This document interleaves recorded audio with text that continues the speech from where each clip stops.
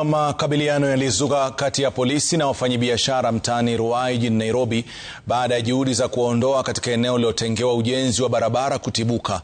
Wafanyabiashara walifunga barabara ya Eastern Bypass wakipinga kuhamishwa hadi pale soko jipya litakapojengwa. Aidha, wanadai ardhi iliyotengwa kwa ujenzi wa soko imetekwa na wahuni na kwamba hakuna soko lililojengwa. Willy Lusige na taarifa hiyo. Ndivyo hali ilivyokuwa katika eneo la Ruai, Nairobi asubuhi ya Alhamisi, maafisa wa polisi wakijitahidi kurejesha hali ya kawaida baada ya makabiliano kuzuka usiku kucha. Wafanyabiashara wa Ruai walipinga hatua ya polisi kuwafurusha hadi soko jipya ili kuruhusu mamlaka ya barabara KENHA kuendelea na ujenzi katika eneo hilo. Usiku wa saa 6 tukakuja kubomolewa na hawakutuambia hata jana tutoe vitu zetu. Wametuharibia vitu zetu zote. Mtuambie Ruai soko iko wapi? Walifunga barabara kuu ya Eastern Bypass na ile ya Kangundo wakisisitiza kuwa hawatahama bila soko jipya kujengwa, hali iliyosababisha usafiri kuathirika na kulazimisha polisi kutumia vito za machozi. Umesikia ati wananchi wanasaidia serikali kujenga soko? President wetu anajengeanga watu soko kila town. Mbona kujangi Ruai atujengee soko?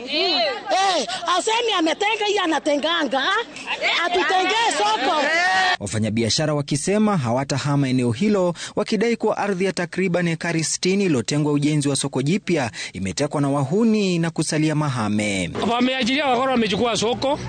Hawa mama ni wakongwe. Wakitoa wale wakora soko, watu wa Ruai ni wazuri, watahama vile kusurutishwa. Mabwenyenye wanasiasa wameshikilia, wako na watu wao bado kwa ground. Lakini hata ukiangalia hapa kuna vijana, na vijana wamekuja kutetea kina mama wao. Juu mama wao anasumbuka. Wafanyabiashara walirejea kuendelea na shughuli zao katika eneo la awali na kuzima kwa muda ndoto ya KENHA. Tumeamkia huzuni leo vile watu wa KENHA wamekuja mpaka na tear gas kupiga watu wa soko. Sasa ukipiga mtu ambaye anatengenezea pesa yake kwa soko, ni vibaya. Hawangetumia nguvu hiyo yote. Itaanza kujengwa on March if I'm not wrong. Na progress iko sawa.